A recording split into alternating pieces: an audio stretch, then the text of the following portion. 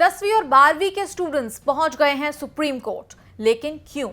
दरअसल सीबीएसई 10वीं और 12वीं के टर्म 1 एग्जाम कराने वाला है इसी साल नवंबर और दिसंबर के महीने में।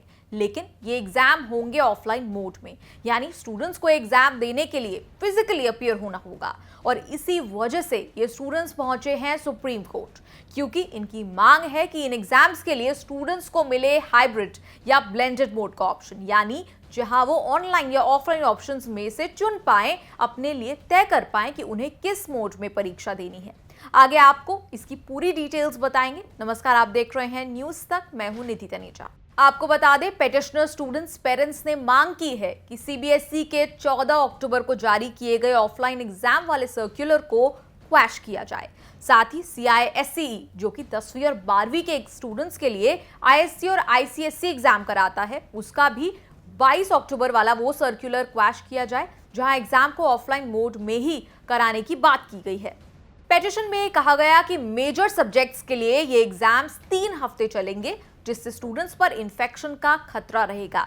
ये भी कहा गया कि चूंकि पहले नवंबर में माइनर सब्जेक्ट्स के एग्जाम ऑफलाइन मोड में होंगे और उसके बाद दिसंबर में मेजर सब्जेक्ट्स के एग्जाम होंगे, इससे ज्यादा संभावना होगी कि ये एक सुपर स्प्रेडर इवेंट बन सकता है।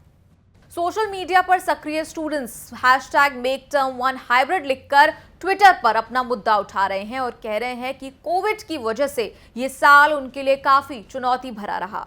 एकेडमिक और एजुकेशनल इंस्टीट्यूशंस बुरी तरह प्रभावित रहे, इसके चलते क्लासेस भी ढंग से नहीं चल पाई। स्टूडेंट्स ने कहा कि कोविड की तीसरी वेव जल्द ही आने के अनुमान है और ऐसे में ऑफलाइन एग्जाम्स कराना बेहद ही रिस्की होगा।